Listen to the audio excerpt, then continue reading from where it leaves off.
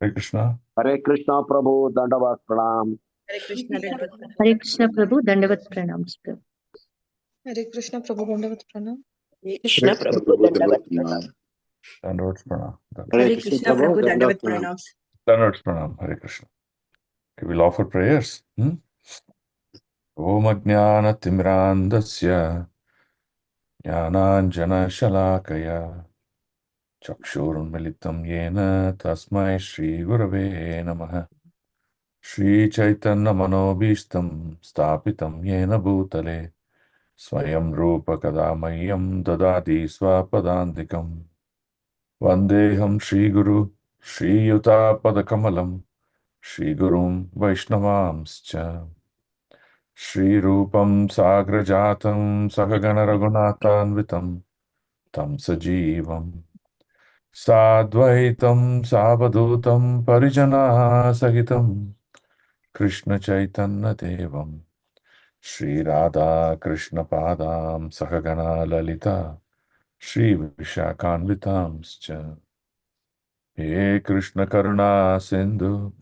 Dinabandho Jahatpate Gopesha Gopika Kanta Radha Kanta Namostute Tapta Kanchana Gaurangi Radhe Vrindavaneshwari Rishabhanu Sute Devi Pranamami Haripriye Vancha Kalpatarubhyascha Kripa Sindhubhyevacha Patitanam Pavanebhyo Vaishnavebhyo Namo Namah Nama Om Vishnupadaya Krishna Prestaya Bhutale Srimate Bhaktivedanta Swaminiti Namine Namaste Saraswate Deve Gauravani Pracharine Nirvishesha Shunyavadi Paschata Desatarine Jai Shri Krishna Chaitanya Prabhu Nityananda Shri Advaita Gadadhar Srivasadi Gaur Bhakta Vrinda Hare Krishna Krishna Krishna Hare Hare Hare Ram Ram Ram Hare Hare Panchatattvatmakam Krishnam Bhaktarupa Swarupakam Bhaktavataram Bhaktyakam Namami Bhakti Shaktikam. Okay, Hare Krishna, welcome all. So we'll begin by reading this document.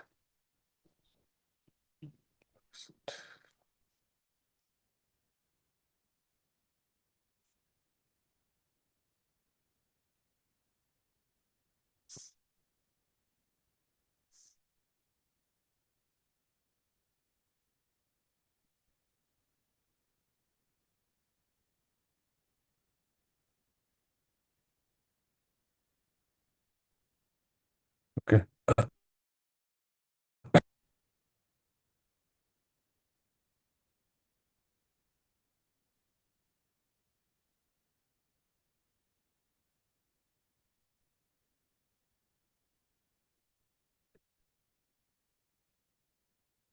Okay.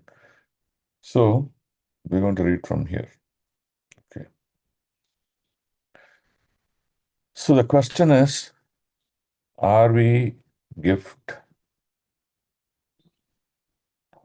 Yeah. So what are we? What are we is God's gift to us.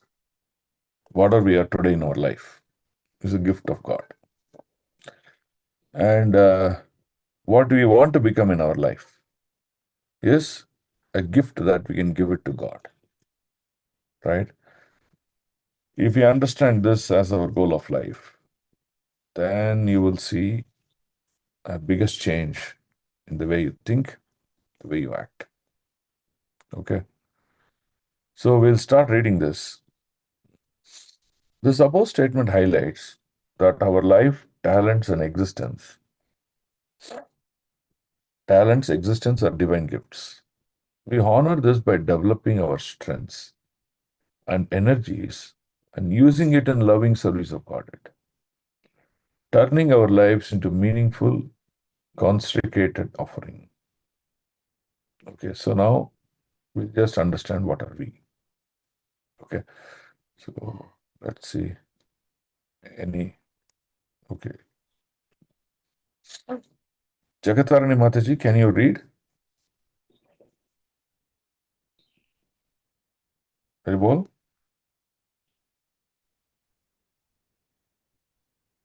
Jagatarani Mataji, can you read? She's not there. Kenita Mataji, can you read?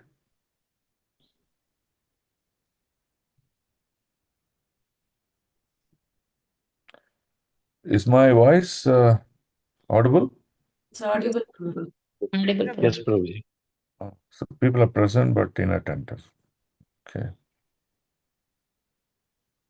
So please rename all your mobile numbers, iPhones, all these things to your name so we can see who is present, who's not present. Okay, Venkat Prabhu, can you read? Yes, Prabhuji. Hare Krishna. Hmm. In our life journey, we are all at different points based on our standing point at birth and our present status. At birth, we were determined our genes, our congenial endowments, and our families. Presently, we are all characterized by various designations such as age groups, educational levels, economic brackets, religions, and nationalities. We often identify these things thinking that their combination is what we are, but we are much more. Is it not true? The That we Bhagavad don't think about our economic situation, our education, our friends, the families that we belong to. We understand that's our identity. But Gita says we are much more than that. Read, Prabhu. Hare Krishna. The Bhagavad Gita explains that we are souls, spiritual beings distinct from our bodies. We stay in our body for one lifetime and then move on to another body. So Gita 2.13. 2.13. Dehe kaumaram yavanam jara. That's a sloka. Huh. Okay. Just as people give up worn out clothes and put on new ones. Yeah. 2.23. So Jirnani. 2.23. Vasamsi Jirnani. Yes, That is sloka. And 23 is Nainam Chintanti Shastrani. Right? Okay. Now. By knowing ourselves as spiritual, we can avoid lamenting about our deficiencies and focus on our abilities, thus discovering and developing our talents. We can become the best that we can be. We need to be aware of our limitations, but that awareness need not be at the center of our consciousness. Unfortunately, thoughts of our limitations often dominate our behavior. In contrast, bhakti, wisdom help us place our material side at the periphery of our identity and focus on our spiritual potential, thereby feeling us to bring us, liberate us, freeing us. freeing us to bring our to the best consciousness. When we see ourselves materialistically, because the material view hold us in all that matter that we see and interact on a daily basis. Whereas the bhakti makes us to distinguish and keep the material view and enhance the spiritual values at practice in each and everything. Right? See, this is the biggest issue. Now, today we are in a competitive world is because of that materialistic viewpoint, right? And that competition only, pulls us down. That competition makes us to look ordinary. The competition makes us to look incapable, right? So that is the issue with the materialistic viewpoints. But actually, in the bhakti point, we originally as spiritual living entities, we can focus on our spiritual potency. Everyone can enhance their spiritual potency. Whatever body, whatever situation, whatever families, whatever looks, thoughts, consciousness is just a reaction of our past karma. But that does not limit us what we can do in the current life. That's the difference between materialistic viewpoint and spiritualistic viewpoint. Okay. Now, so this is like what we are. Now we will see what is the gift that we got from God. God gifts to us. Read, Prabhu. Hare Krishna. God's gift to us. Out every existence presence expresses, out every existence expresses God's love for us. We are meant for a life of eternal love with Him. Bhakti wisdom reveals God as one, not just supreme, but also supremely lovable. He is that all attractive supreme person, Krishna. That's a big change. Eternal love for Krishna. God is not someone who's sitting somewhere unreachable, non-recognizable, not interactable, and someone who will do from something. No, he is a person where we can build a relationship. Right. So today we live on relationships. You can see a difference between a person who has no relationship versus a person who has some relationship. Right.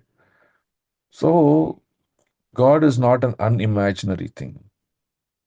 That's the point here. Okay. Read further. Eternal love for Krishna is best reciprocated in the spiritual realm, in his personal abode, and our life in this world can prepare us for that life of love thus. Our existence is No, life of fulfilled. love. Sorry, Kama should be here. Life of love. Thus, our existence.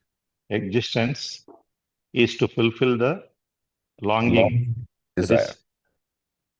is, longing desire to love and be loved, and with the opportunity to fulfill that longing personality are all this God's Perennially. gift to us. Perennially means all the time.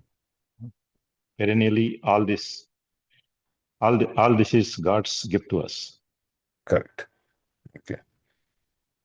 What we presently are not just the random result of our karma. The Bhagavad Gita 9.10 and 30.23 states that material nature works under Krishna's supervision. Maya He Dakshina Prakriti. orchestrates material things. He orchestrates material things in a way that is best our learning and growth. When seen from the perspective of the past, what we are in the result of the karma. But when we see from the perspective of the future, what we are in the divine gift. What we are is a divine gift. Yeah, divine gift. A customized takeoff point of our spiritual evolution. Expressing a similar positive view of our abilities, the 7.8 states that human abilities are manifestations of the divine in this world. So Krishna says in 7.8, Rasoham ipsi kaunteya prabhashme shashishuryo pranavasharva vedeshu shabdahi paurusham rishu. So when he says each and everything in the element that you see is nothing but my energy. Devotional vision can help us to counter one of our biggest enthusiasm killers, unhealthy comparison. When we see that those more talented than us, we may feel sorry for ourselves. Such self-pity and dishearten us and sentence us to a lifelong struggle for become like them. We seldom do not realize that we can never become them. We can only become second-class limitations of them. Stop, Prabhu. So is this not true that in this material world that we keep comparing ourselves with the success stories that we see around us? And what's our aim? I want to become like him. Right? Not only personalities, even things. Oh, look at her house. I want to have a house like that. Oh, look at his job. I want to have a job like it. Everything that we see, we get into this comparison. And we see that we can never become him or her or that opulence. So you can see materialistic viewpoints, materialistic attributes They keep on limiting our abilities. They keep on pushing us down and down and down. It is not possible to uplift ourselves based on these parameters. Okay. Now let's see what bhakti wisdom does to us. You want to read, or you want someone else? Someone else will ask someone else to read, Prabhu. I'll continue, Prabhuji. Okay, read. I'll continue, Prabhu. Yeah, read. Bhakti wisdom protects us from such unworthy labor by giving healthy boost to our self-esteem. If God had wanted us to be someone else, He would have made someone else. Yeah. But those who choose to make us. but He chose to make us the way He wants us to be. Of course, He wants us to be the best of us, not the worst of us, which is that way we may become if we act imprudently. Imprudently means not worry too much about what is going to happen as a result. Okay. So now we will see some examples of what Arjuna did in his previous aspects of his life. Right? So, Lord wants us to be the best of what we are. Now, the talents I may possess will be different from the talents another devotee possesses. And his talents will be different from another devotee what he possesses.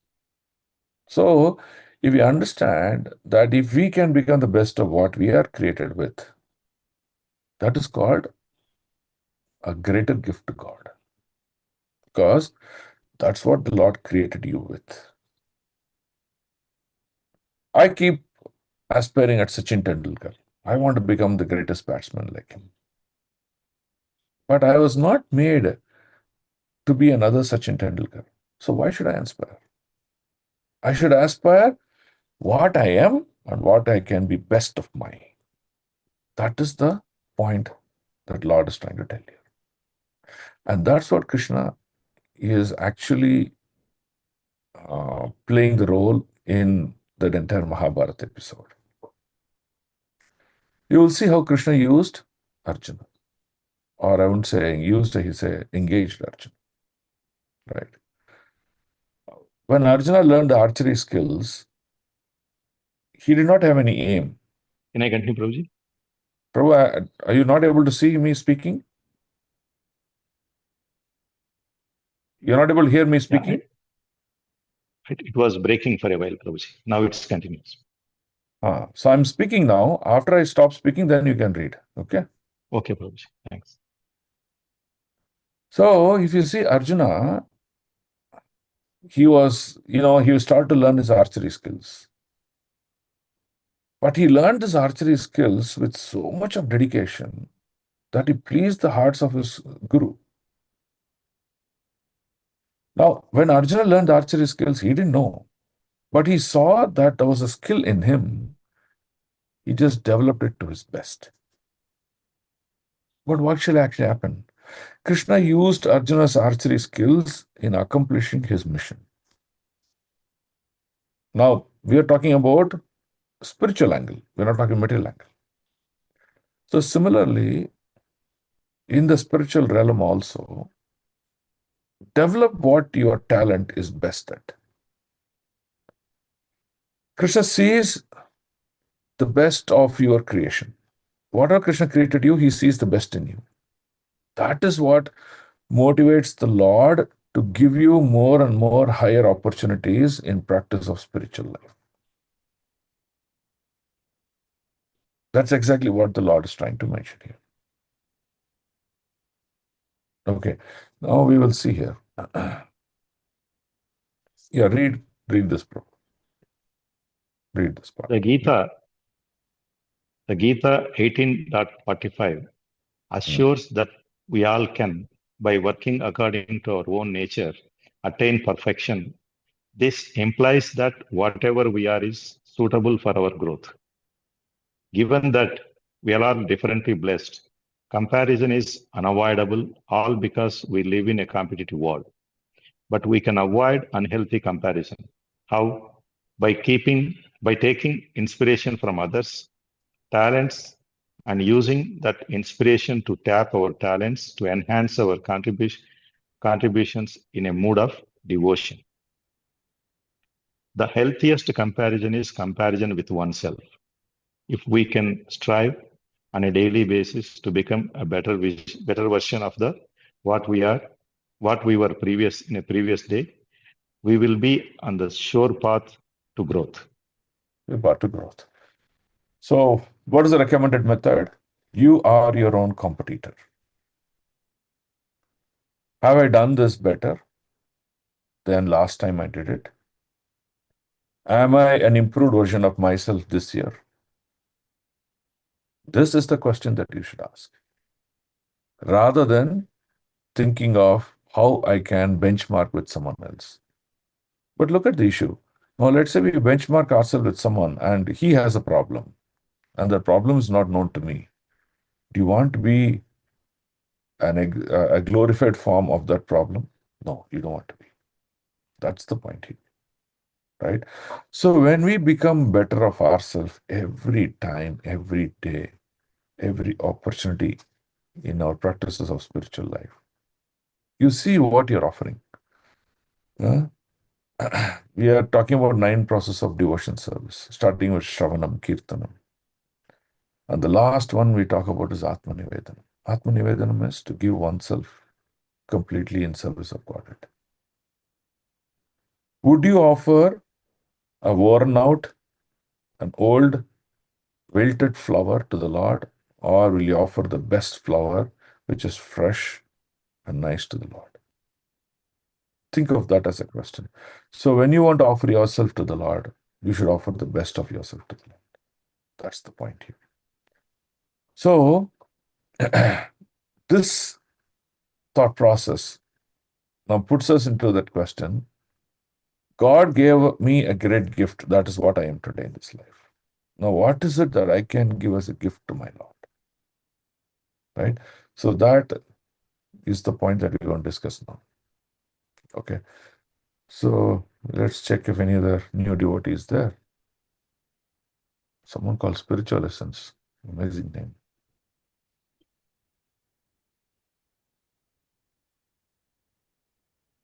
Okay. Neeta Mataji, do you want? Okay. Who's Spiritual Essence? Hare Krishna Prabhuji, that myself, Sudarshan. I was wondering how come you have such a name. Okay. Okay. Sudarshan Prabhu. Do you want to read Prabhu? Sudarshan Prabhu? Yes, Prabhuji, I can. Yeah. Read. Actually, we cannot give any gift to God because He is the proprietor of everything. As the Gita, chapter 5 and verse 29 reminds, whatever we may give Him belongs to Him. It is only temporarily in our possession. The bhakti process recommends that we express our devotion to God by offering Him the things we have received from Him. This spirit is seen in the widespread cultural practice of the devotee prayerfully offering the Ganges handholds of water taken her the Ganges Sorry, itself. my English bad here. Here it means that we take the water from Ganges and we are offering back to her. That's what I'm trying. Okay. In such offering,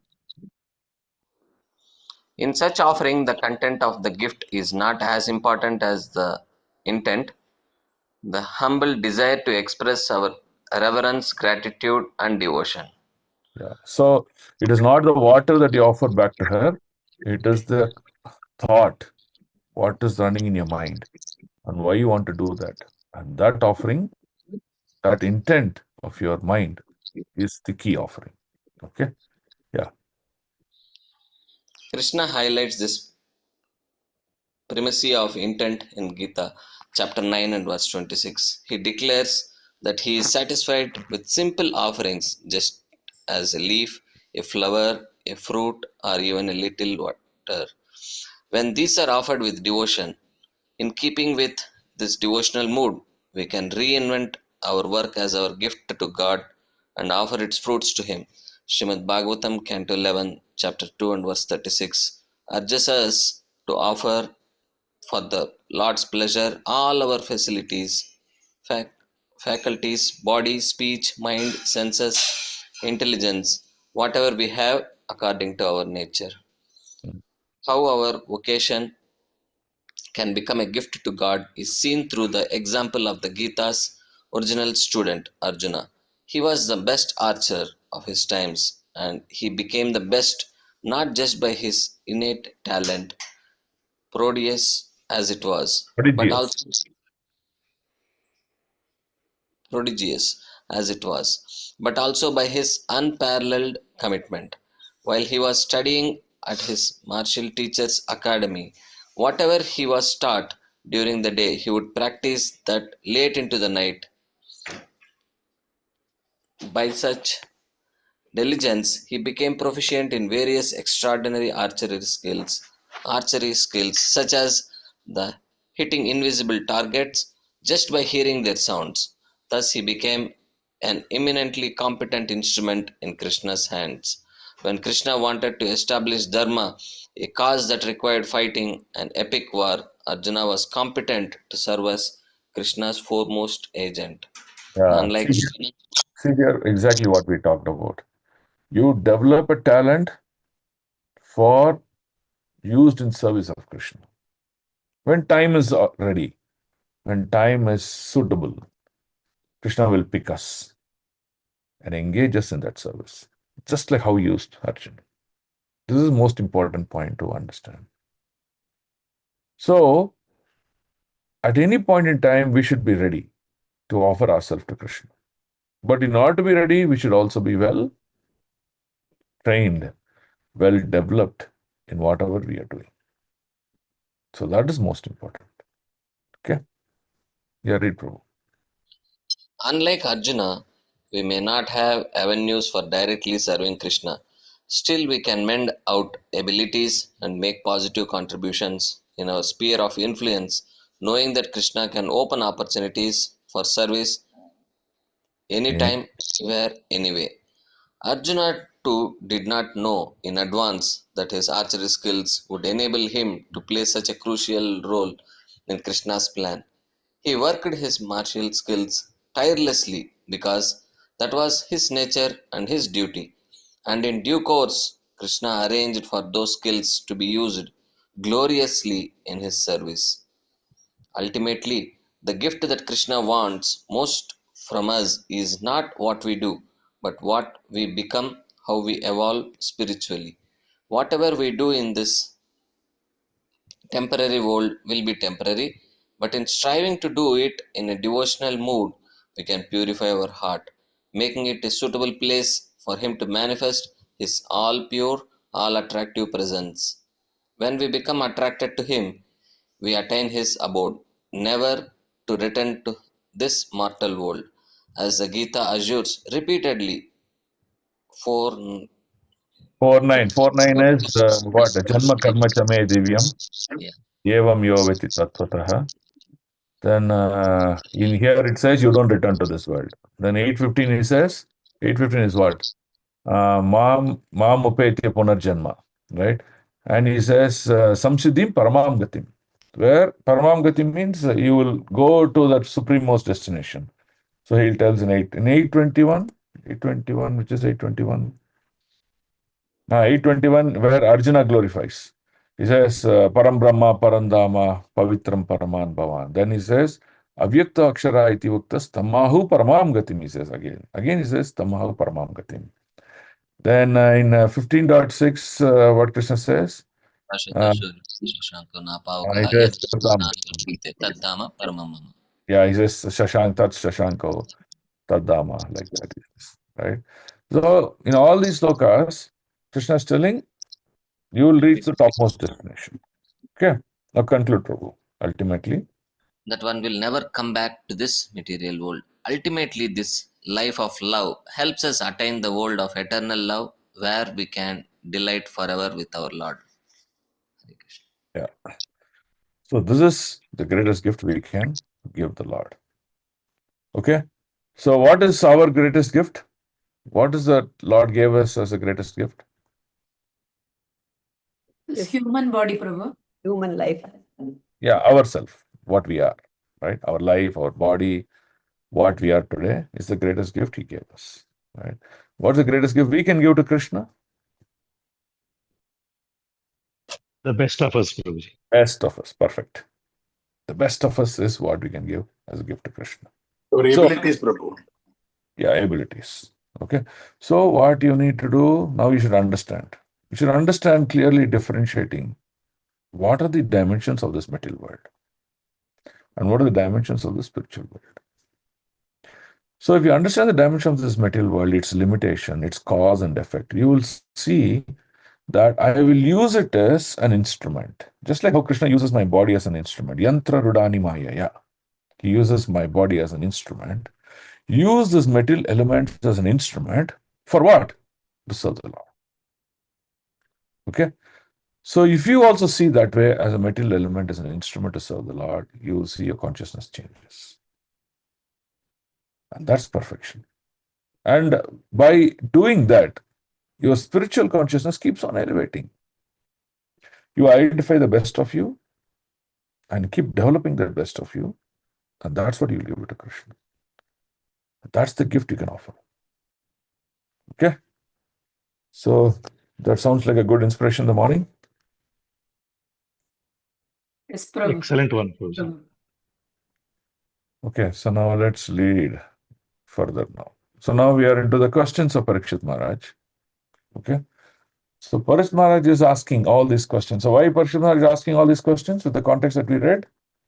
He wants to become the best of himself in releasing the Lord. So what are the 3 steps of success? The 3 steps of success is first to identify who we are and what's our position. That's the first step in our life. Second step is our life is to know about the reality. Like how Parikshit Maharaj is asking all these questions from Sukadeva Goswami. So he is understanding the entire realm, what this knowledge is. Okay, so that's the second thing.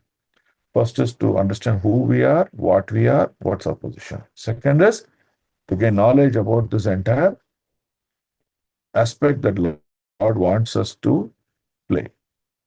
The third is actually performing those.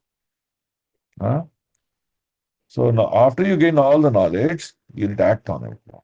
So perform those. So these are the 3 steps of life. If you just remember these 3 steps of life, you will always be perfectly executing your duties. Okay. So let's look at 8.10. Sachapi atra purusho vishvastiti udbhavapyaha muttavatma maya mayeshah sete sarva guhasayah. Please also explain about the personality Godhead who lies in the heart of everyone as a super soul and is the Lord of all energies, but is untouched by the external energy. Right? So the sun is producer of the heat and the light. But the heat and the light works on others. It doesn't work on the sun itself because he's the source. Right? So he's asking that question. How all these material energies which are coming from his body is not affecting him, but it's influencing all the living entities around us. So like that is asking. Okay. Next set of questions. So till 19, he'll be asking questions. Okay. Purusasavai loka sapala purva kalpitaha loke amushya vayavaha sapalay iti sushruma. O learned Brahmana, it was formally explained that all the planets of the universe with their respective governors are situated in the different parts of the gigantic body of the Virata Purusha. So we discussed about this in the 11th chapter of Bhagavad Gita also. Also in the previous chapters of second canto, that, the huge body, the Virat Rupa is nothing but covering the 14 planetary systems. And we found that the toe of the Lord is the Patal Loka, the head of the Lord is the Brahma Loka, the hip of the Lord is Martya Loka. So like that we discussed the whole thing. That's what he says. I've also heard that different planetary systems are supposed to be in the gigantic body of the Virata Purusha. But what is their actual position? Will you please explain that? So he wants to have clarity on this. Okay. 8.12. Yavan kalpa vikalpo va yata kalo anumiyate bhuta bhavya bhavachabda ayurmanam chayat sataha. Also, please explain the duration of time between creation and annihilation, and that of other subsidiary creations, as well as the nature of time, indicated by the sound of past, present, and future. Also, please explain the duration of measurement of life of different living beings, known as demigods, human beings, and different planets of this universe. So he wants to know what is Kala, how Kala works. Does Kala work only at the people level, or it even works at the planetary level, or even at the Anda, the intersolar system level? What level Kala works? So Kala works at every levels. That means even the solar system, that is one Anda that is created, stays, maintains, and destroys. So all elements within that Anda also goes through the same pattern, but the duration may vary. For example, life of the solar system may be very long, but life of ours is very short. But we also go through the same cycle. That's the point. Okay. So he wants to know the past, present, and future, all the different features of time, Kala. Right? So that's what he's understanding. Our next question, 8.13. Just give me a second.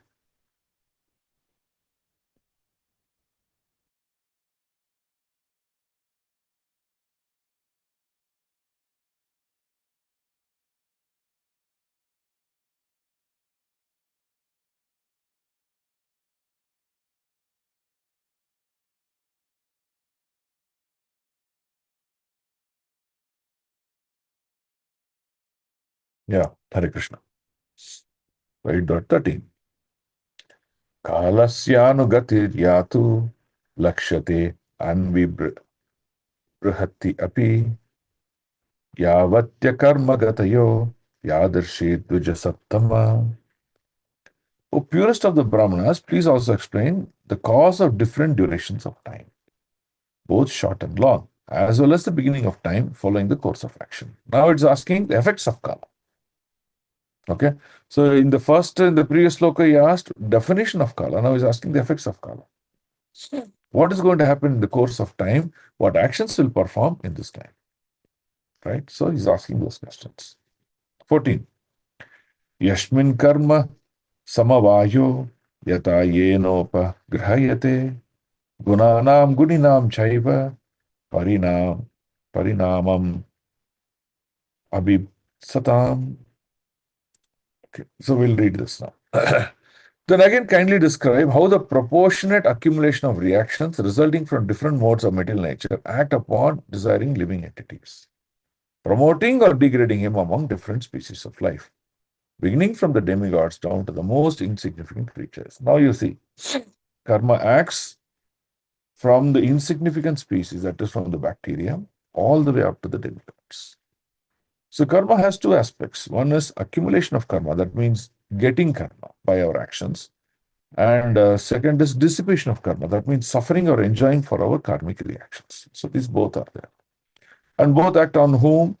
Act not just on the ordinary species, but all the way up to the demigods. Right? And what karma does? It helps one to gain higher position. That means an ordinary person or an ordinary insect or an object, I mean, not a living entity, may become the demigod. And a demigod who is in the topmost position may become an ordinary insect. So, like this is possible. So, how is it is acting? What is the cause and effect? Okay. Can someone read the yellow highlights?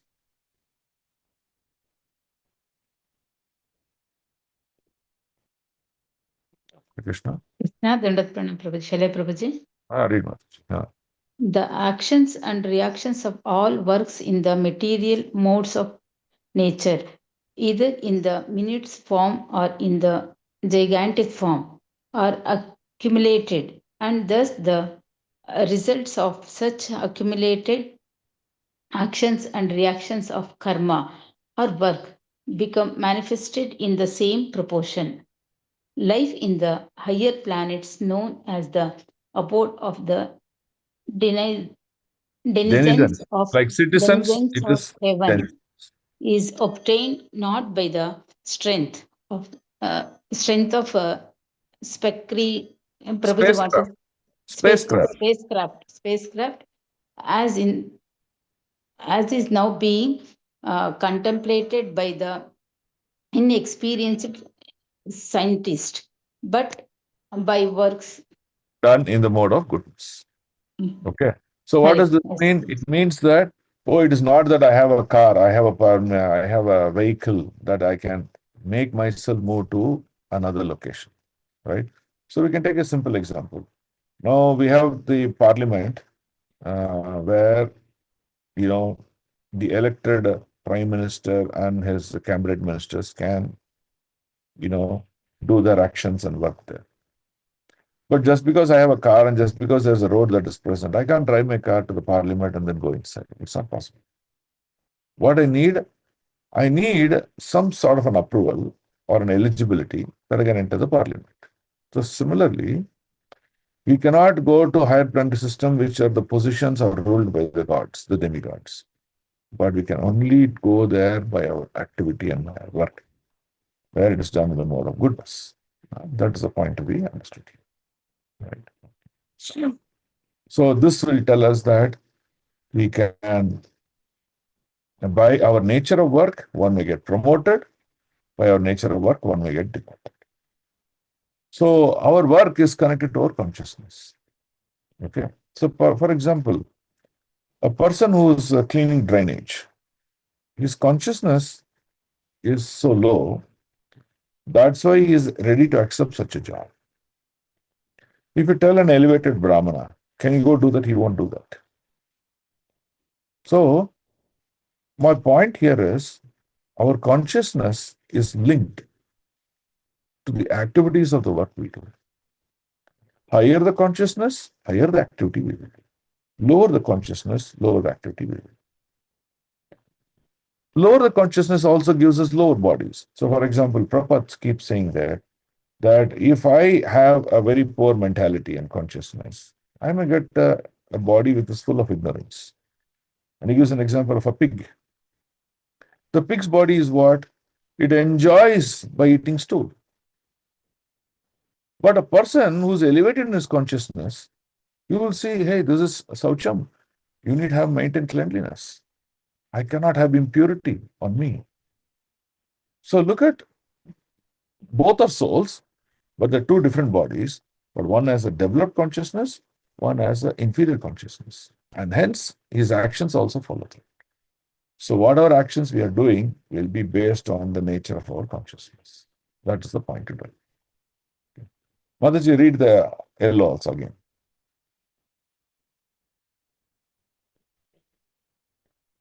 Swarna Mataji, are you there?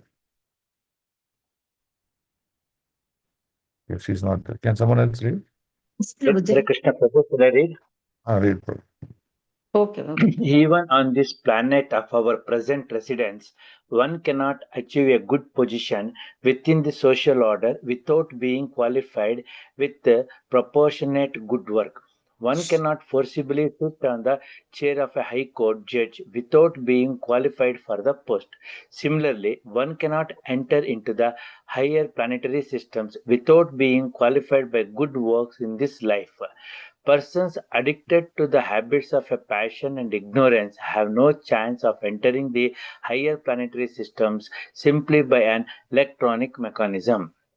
The various actions and reactions of work in the mode of goodness and generally known as pious work with devotional service, culture of knowledge with devotional service, mystic powers with devotional service, and at last devotional service unmixed with any other varieties of goodness.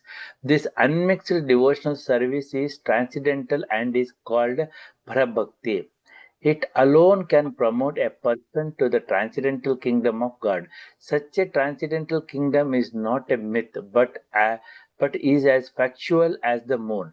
One must have transcendental qualities to understand the kingdom of God and God Himself. Hare Krishna. Hare Krishna. So it's very simple. I want to become an IAS officer. So what do? I go through all these practices, write What is the exam for getting IAS officer? UPS. UPS. UPSC exam. So I'll write UPS exam, pass that.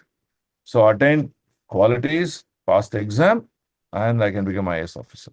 So similarly, you want to enter the kingdom of God. You need to attain that level of purity, those practices, that consciousness. And that is what will promote you. It is not that, a last minute attempt or a disheartened attempt or a speculative knowledge attempt that won't give you. First simple method is the faith. Faith from the words of the Lord. Oh, Krishna told this in the Gita, so I can't do this. That's the faith. Oh, Krishna told this in the Gita, this is how I should behave. Yes, that's the faith. Faith in the Lord. Faith in the Lord means faith is in His instruction. If you have faith in the Lord and faith in the instruction, you will act accordingly. And that is what you will see as an exemplary behavioral person. Right? If you don't have faith in the Lord, that means you don't have faith in the instructions of the Lord. Hence, you won't act. You'll continue to do what you want to do in your life. And that you can see it visibly. Right? So that will lead to, again, going up and going down. One may be a rich person in this life, but if he does not realize that, why he is rich, he will again become poor in the next life. There's no doubt about it. So it's a cycle. Okay, 8.15. So he's asking that question, why and how? How is that the demigods go up? One become a demigod and one become an insect. How is that? What makes us to go up and down? So he's understanding that. So that's the question he's asking to Sukadeva Goswami. 8.15. Upatala kabupyoma graha nakshatra bhubhrutam sarit samudra dvipanam sambhavaschaitat okasham. O best of the Brahmanas, please describe how the creation of globes throughout the universe, the four directions of the heavens, the sky, the planets, the stars, the mountains, the rivers, the seas and islands, as well as the different kinds of inhabitants take place. Right? So if you take the current planetary system we are looking at, so we'll just talk about Earth. Look at the beauty of the Earth. There are many continents in this Earth, and each and every continent has many countries. And many countries, each of these countries have many states. So if you just travel state to state, you will see people are different. Food habits are different. Their culture is different. Their thought process, sometimes they're very ignorant, sometimes they're very knowledgeable. It's all different. So how is this creation happening like this? Why is that not everyone are just like the same in all the creation? That's the question he's asking. So like that, you see, in the Bhumandala, there are many Varshas. For example, there is something called Zilavrita Varsha. There is something called Bharata Varsha. Like that, there are many, many Varshas. And if you look at these Varshas, the people are also different. Their cultures are different. Their worship methods are different. But they're all focusing on one aspect or other towards focusing the energy towards Vishnu. So, Parikshit Maharaj is asking, how is that within this creation so much of variety is there? How is that so many people are there? That's the question he's asking, right? So he wants to know that. This is like geography is asking now, right? Okay, someone read the blue, the yellow and the green. Hare Krishna. Hmm. The inhabitants of the different varieties of land, etc., are differently situated, and not all of them are equal in all respects. The inhabitants of the land are different from the inhabitants of water or the sky. And Even similar, the land, water, and sky, it is varying, right? We can see species are different, their wants are different. Fantastic. and similarly, the inhabitants of the different planets and stars in the sky are also different from one another. By the laws of the Lord, no place is vacant, but the creatures of one particular place are different from those of other places. Even in human society, the inhabitants of the jungles or deserts are different from those of the cities and villages. You can They see, are jungles you go, you will see tribals. We'll see different kinds of tribals, and their life is completely different. Deserts, those inhabitants are very different, very dangerous also there. But look at city, villages you go, it's different. Cities are different. In highly metropolitan cities, much more different. This is a beauty. Read, Prabhu. They are so made according to the different qualities of the modes of nature. Such adjustment by the laws of nature is not blind. There is a great plan behind the arrangement. Maharaja Parikshit requests the great sage Sukadeva Goswami to explain all these authoritatively in accordance with with proper understanding. Hare Krishna. So this you will see Parikshit Maharaj explaining in the fifth canto. And it is very, very brilliant actually, this one question. Okay, 8.16. Pramanam andakosasya bhaya bhyantara bedadatah mahatmam chanucharitam varnashrama vinishchayah. Also, please describe the inner and outer space of the universe by specific divisions, as well as the character, the activities of the great souls, and also the characteristics of the different classifications of the castes and orders of social life. Right?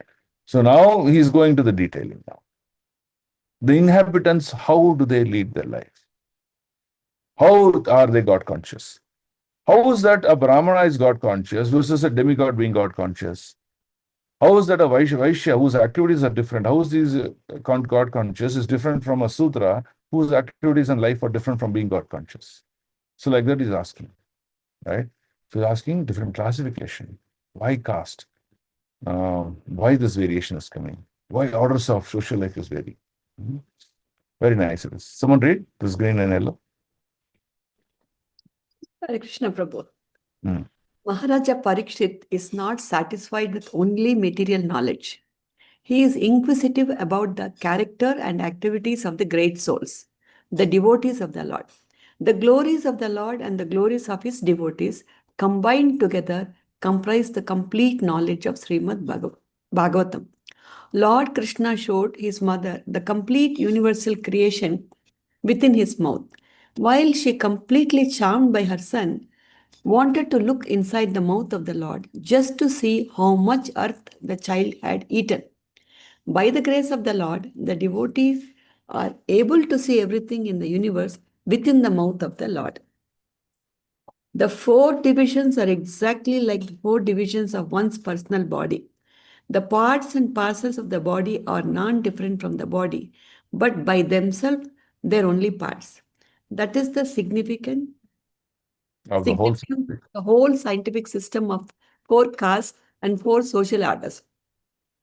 The value of such scientific divisions of human society can be ascertained only in terms of proportionate development of devotional service to the Lord. Any person employed in government service, including the president, is a part and parcel of the entire government. Everyone is a government servant, but no one is the government himself. That is the position of all living entities in the government of the Supreme Lord. No one can artificially claim the supreme position of the Lord, but everyone is meant to serve the purpose of the Supreme Whole. Hare Krishna. Yeah. So more look at this statement, how heavy this statement is. Everyone is a government servant, but no one is the government himself. Okay, this is what is you have to understand. Each one of us are servant of this entire creation in different capacities.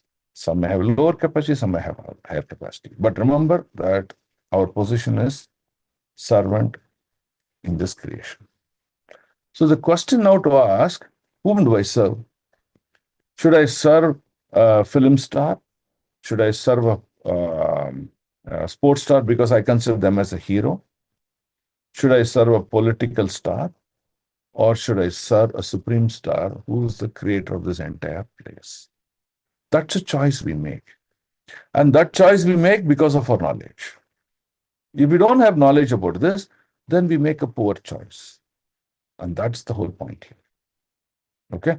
So serving that supreme, who is the cause and cause of all causes, is the ultimate perfection of life. Right? Okay. Good. Okay, let's read two more questions now. 17. Yugani yugamanam cha dharmo yascha yuge yuge avatarano charitam yad ascharyaatmanam harihi. Please explain all the different ages in the duration of creation. Now he's asking within time period, how time periods are divided. And also tell me about the different activities and different incarnations of the Lord in different ages. That means first is asking division of time periods. Okay. So there are multiple difference of time periods. What's the first time period division? Life of Brahmaji. Brahmaji is born and lives for 100 years. Okay. Then 100 years is divided by into, each year is divided by into 365 days. So in 365 days, 1 day of Brahmaji, what all is the time division? So that's the first division. Then 1 day of Brahmaji is divided into one kalpa. One kalpa means he divides his 1 day into 1000 Divya Yugas. Okay. In one Divya Yuga, how he divides time again? In one Divya Yuga divides into 4 parts. In 4 parts, the topmost part is the longest part, the bottommost part is the shortest part. Kali Yuga is shortest and Satyuga is longest. And then within these time periods also, he's asking, when does the Lord come and what's his mode? That's also he's asking, right? So for example, the mood of the Lord in Satyuga when he appeared is completely different from the mood of the Lord when he came in Kali Yuga. So why is that also changing? That means the time and the mood of the time also influences what is the need. That's what you have to control. So Maharaj Parishit is also asking, what is the incarnation of the Lord? Why Lord's action in Kali Yuga is different from the Lord's action in Satyuga? In Satyuga, when Lord came, for example, Varahadev came, he did not sit and even negotiate or even ask, hey, what you're doing is adharma, why don't you change? This is right. Or something. No, straight away he took the weapon and fought. No Krishna asked. But in Dwapara Yuga, Krishna kept giving chances to Duryodhana. Hey, what you're doing is wrong. Don't do this. Shishupal, he gave him 100 chances. Don't do this. So Lord tried to negotiate. But in Kali Yuga, look at the mode of the Lord, completely different. That means time period, activities, purpose of the Lord, his mission, his mood, everything changes. So he's asking that. Please tell me. Okay, let's read 18 now. Nirnam sadharano dharmaha savisheshascha yadrishaha shreninam rajasinam cha dharmaha krichareshu jivatam. Please explain what may generally be common religious affiliations to human society, as well as the specific occupational duties in religion, the classification of social orders, as well as administrative royal orders, and the religious principles for one who may be in distress. Okay, now let's see what Lord is trying to tell you. The occupational duties of caste and orders of society following principles of livelihood also depends on the principles of devotion service. In Bhagavad Gita, it is stated that a person can achieve highest perfection of life simply by awarding the results of his occupational duty on to the devotion service to the Lord. That means what? The first level. What is that first level? Okay, I am earning so much, but I want to, it's hard-earned money. It's my energy. My money is my energy, my personal energy. How? Because I worked hard, produce that money. So that money, I am ready to part away.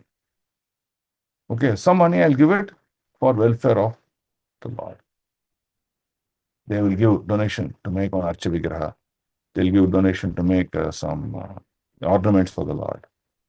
Or may they give some Annadana Seva. That's it. They go beyond. They don't go beyond it. But in the next level of realization, what he will do is say, no. I want to work for the Lord. Right? He may, instead of choosing employment in a software company, he may choose employment in a temple or in a patashala where he directly working for the Lord. So you see, occupational duty that to work is there, but how to give to the Lord keeps changing. And that is the evolution of devotion service. So it says, people following the principles of devotion service unto the Lord can never be put into difficulty. And thus there cannot be any questions of apadharma or religious distress. So by practicing such activities, you will not be put into distress. Then you may ask, then why do the devotees suffer? Devotees are just dissipating their past karma. They're not suffering in the current life out of their activities. Please understand. Whatever we've accumulated as negative energy in our past life, we're just suffering for it and getting it over. That's all. moving forward, life is going to be very glorious. Okay, so that's the point here. Okay, so this is the last question now that he's going to ask. And next subsequent question is, no, the 24 he'll ask questions. Tatvanam shankyanam lakshanam hetu lakshamam purushadana vidir purusharadhana vidir yogasya yatmikasya cha. Kindly explain all about the elementary principles of creation, the number of such elementary principles, their cause, their development, and also the process of devotion, service, and methods of mystic power. Now he's going to subtle elements of this creation. What are the energies that are there? How I can take advantage of them? That means I can take advantage of a material energy and I can become powerful materially. But I can take advantage of it and also in the spiritual plane and I can develop mystic powers. But the point is, what do you use that for? Whatever opulence and material energy that I've acquired, what am I using it for? Am I using it for service of God or for my personal enjoyment? That's the key here. Okay. Yogeshwarasya gati lingabhangastulo yoginam vedopaveda dharmanam itihasa puranayaho. What are the opulences of great mystics? And what are the ultimate realization? How does the perfect mystic become detached from the subtle astral body? What is the basic knowledge of Vedic literatures, including the branches of the history and supplementary Puranas? So now he is going into the details of the Vedic knowledge, right? Okay. There's a devotee who's going to temple and singing about the glories of the Lord, while I see someone else sitting on the Himalayas and performing tapasya. Okay. What is he achieving? What is he achieving? And how is he getting detached from the material body? Because by Ashtanga Yoga, what does he do? He just gets detached from this. The astral body is your, the spiritual entity of it. How is that getting detached from the gross? How is he able to detach that and again merge into each other? How is he able to do that? So he's asking those questions. Okay. This is something interesting. Can someone read this? Hello? Hare Krishna, Prabhu. Can I read, Prabhu?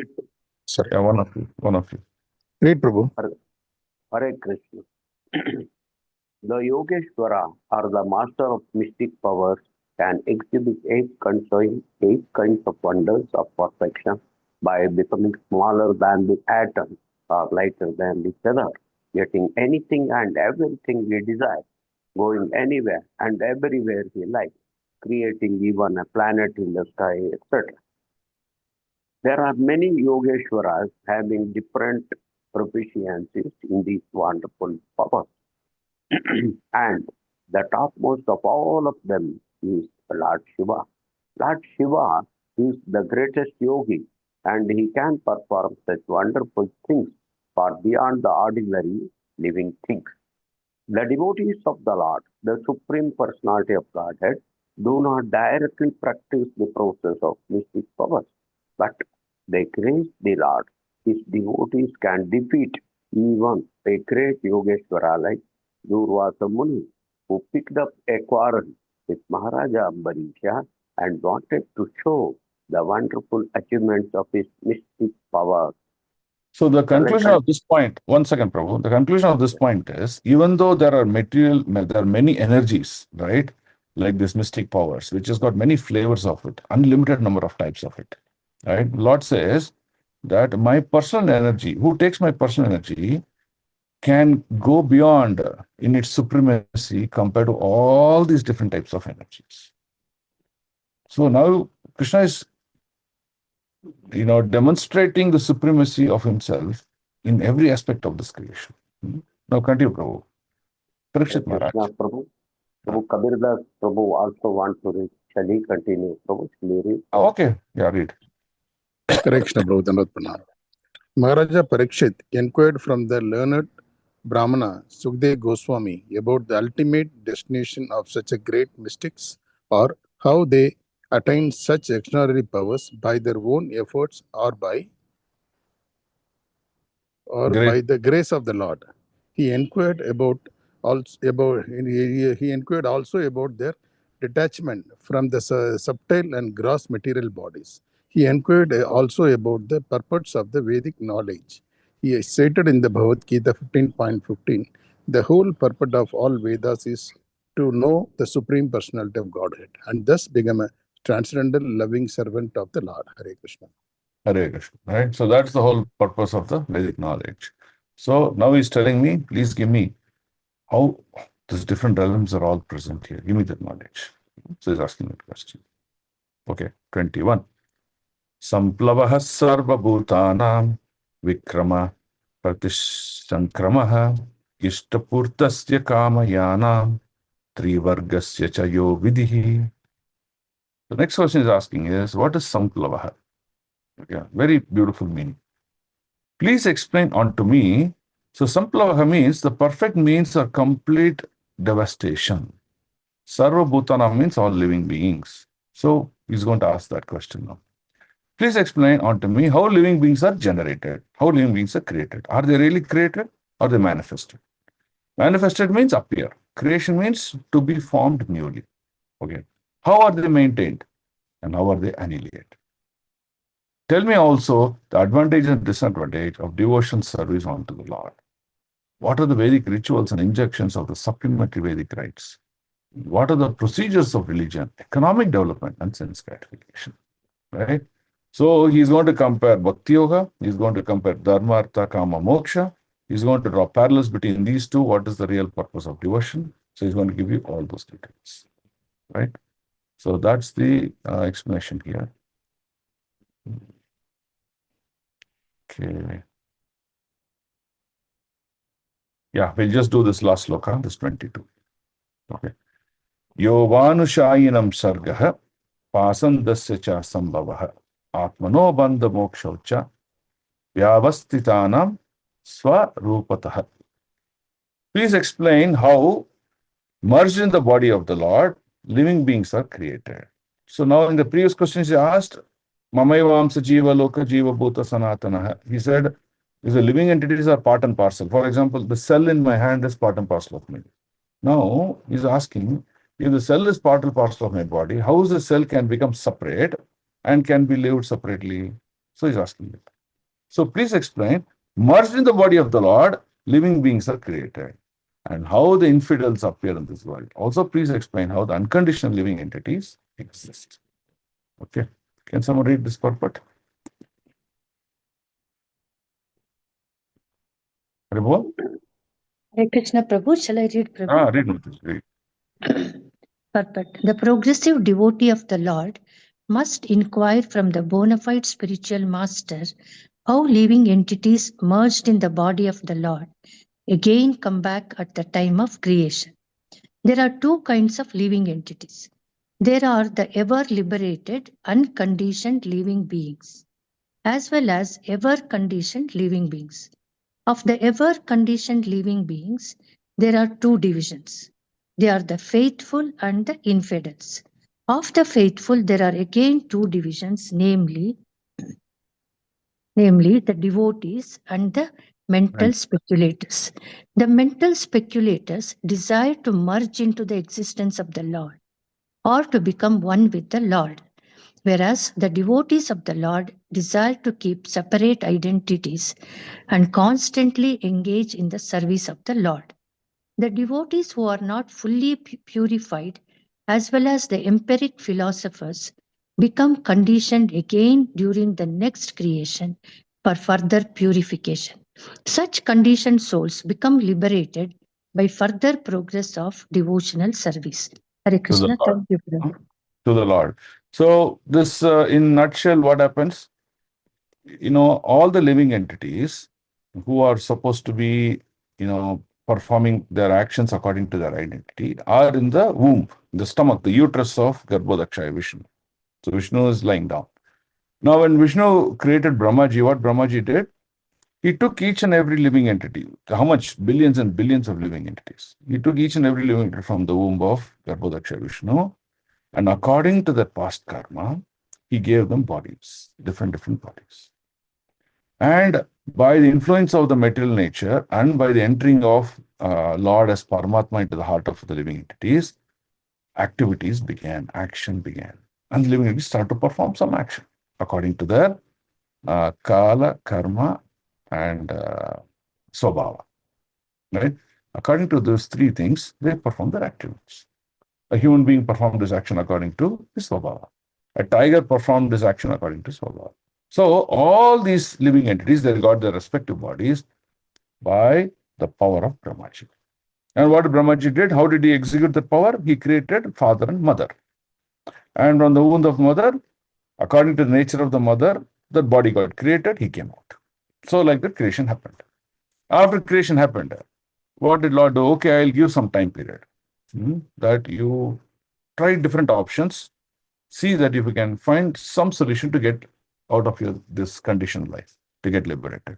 So the Lord is maintaining this entire energy system for some period of time. So we get options now. Hey, see, now as a devotee, I can practice.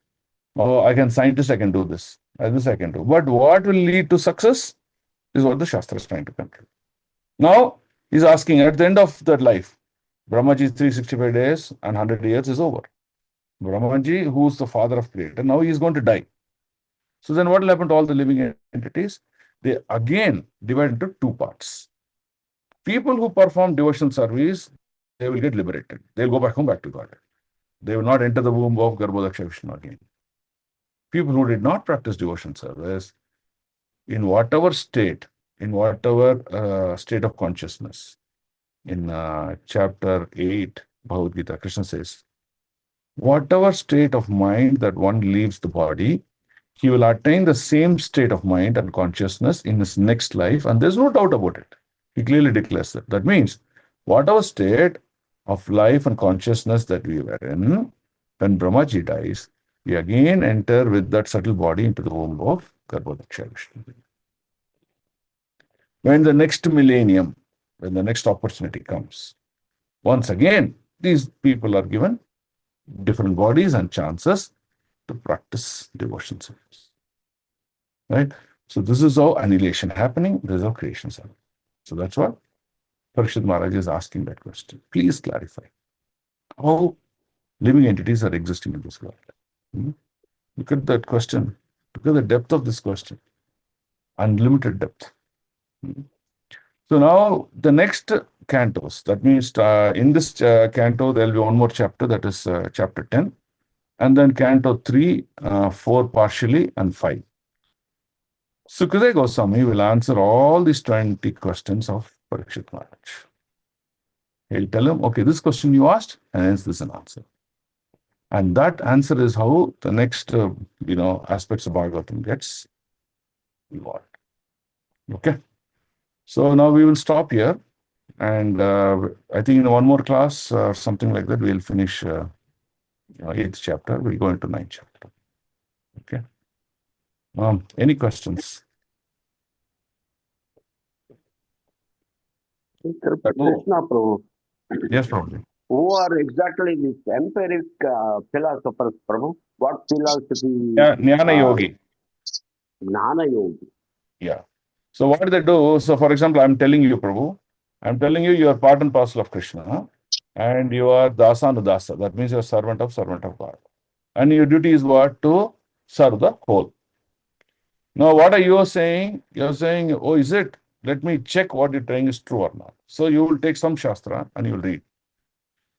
Now, the Shastra may give that information directly, or it may give that information with additional information. So what you will do?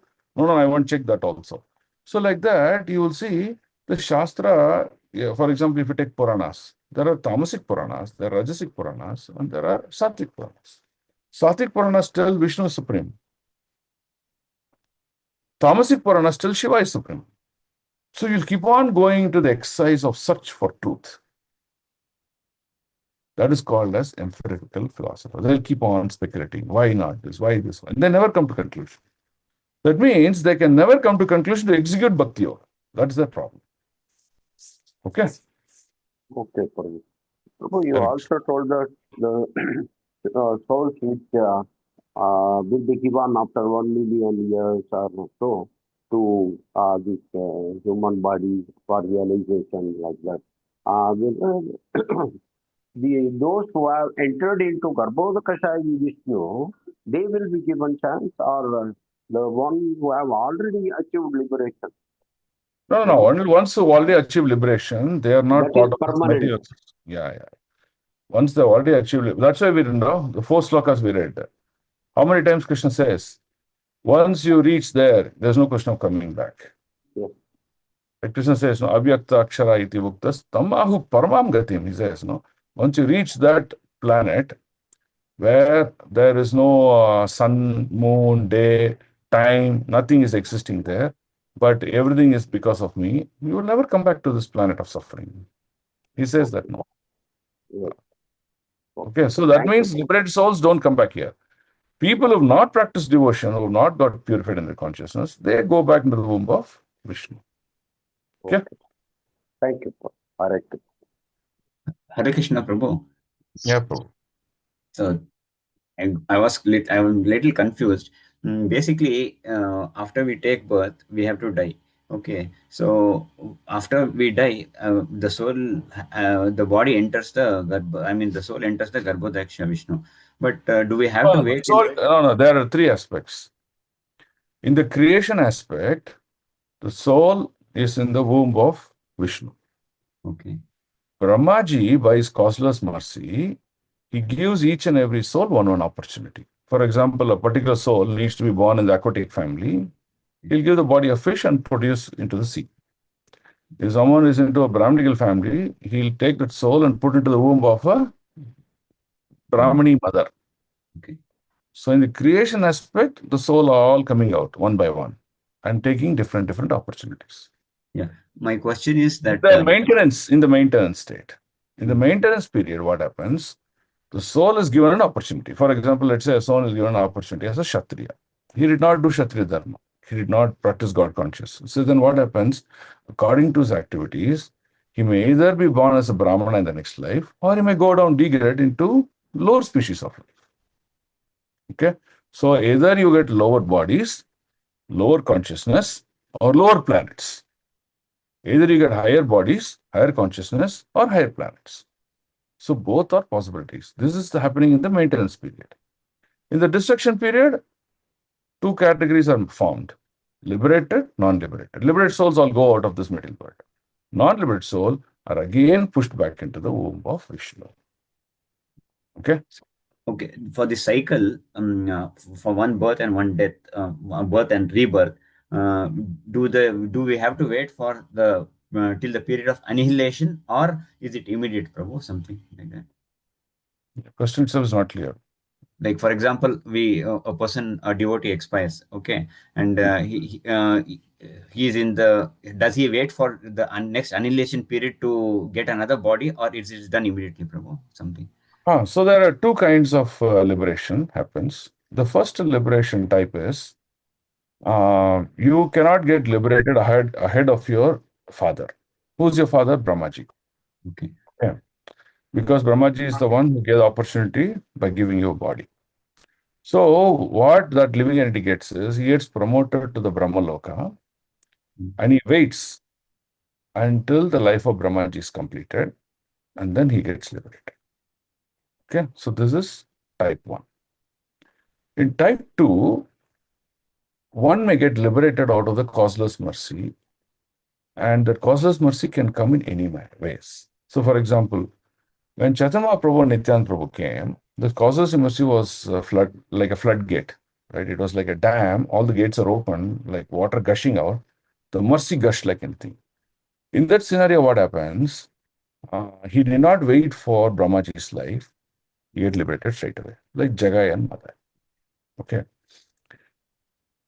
Now, our Acharya Srila Prabhupada says that one who follows my instruction, one who follows all the rules and regulations of principles of spiritual life, need not wait for Brahmaji's lifespan. He will, next birth, he will get an opportunity to make the final purification. What is the final purification? So, for example, when Krishna came, there were many personalities who were directly, indirectly associated with Krishna, right? That means they saw the Lord directly, indirectly, right? So, for example, there's one pastime in Srimad Bhagavatam. What is the pastime? The liberation of the Brahmani women, that is wife of the Brahmanas, right?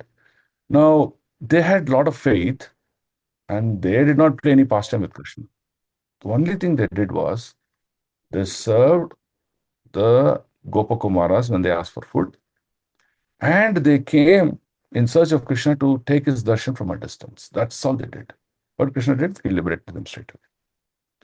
So, people who are practicing devotion will get an opportunity to play a role along with Krishna in his Leela.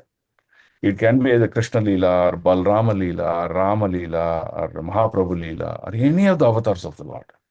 Directly or indirectly, they'll play a Leela with the Lord. Once you come in contact with the Lord, either physically or just by look or just near him, you get fully purified and you get liberated. Okay? So now we may ask a question, Prabhu, all those leelas happened and over now. What about us? Now Krishna is not there. What about us? So you are Acharya. So you follow the instructions and the rules given by Srila Prabhupada. And Prabhupada guarantees you that I will take you back home in this very life. You don't need to wait till the life of Brahmaji. Right? So you have multiple paths. You can choose. Yes, Prabhu? Yes, Prabhu. Thank you, Prabhu. Clear. Yeah, that's how there is something called as Paravyoma. Paravyoma means the pastimes of Vrindavan today is not different from the pastimes than when Krishna came and was present.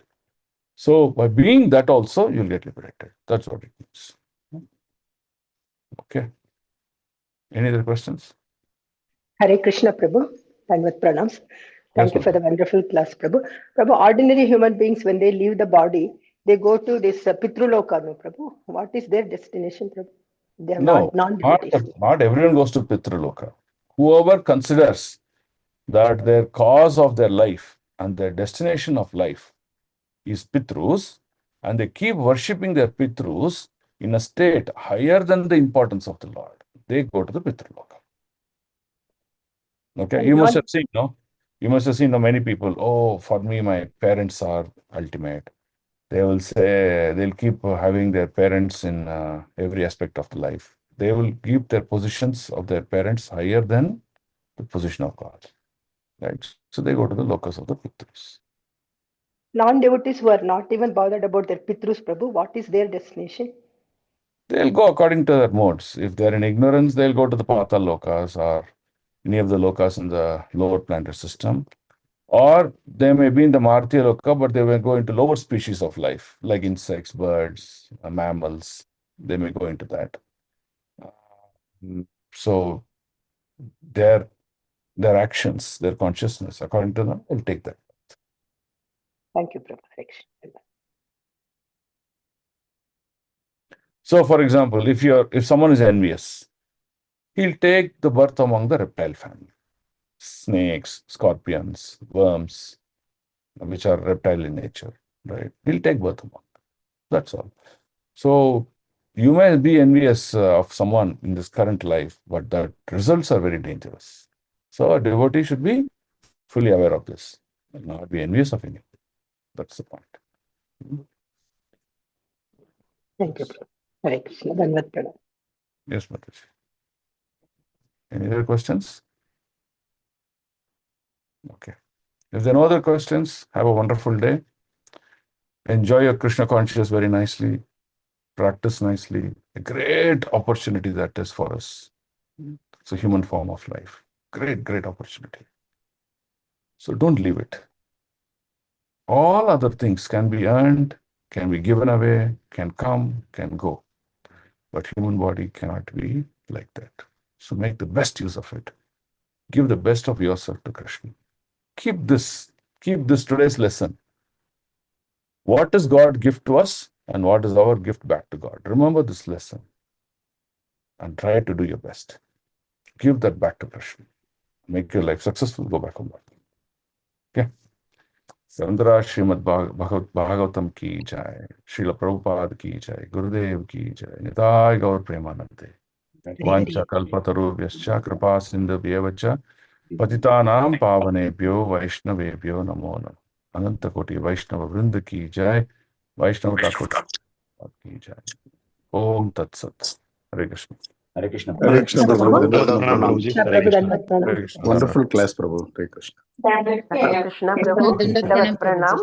Hare Hare Krishna. Krishna Prabhu, Dandavat Pranam Prabhu. Hare Hare Krishna Prabhu. Dandavat Pranam. Thank you, Prabhu. Hare Krishna, Hare Krishna, Prabhu. Dandavat Pranam. Hare Hare Krishna. Krishna Prabhu Dandavat Pranam. Hare Krishna Prabhu. Dandavat Pranam. Hare Krishna. Dandavat Pranam. Hare Krishna Prabhu, Dandavat Pranam.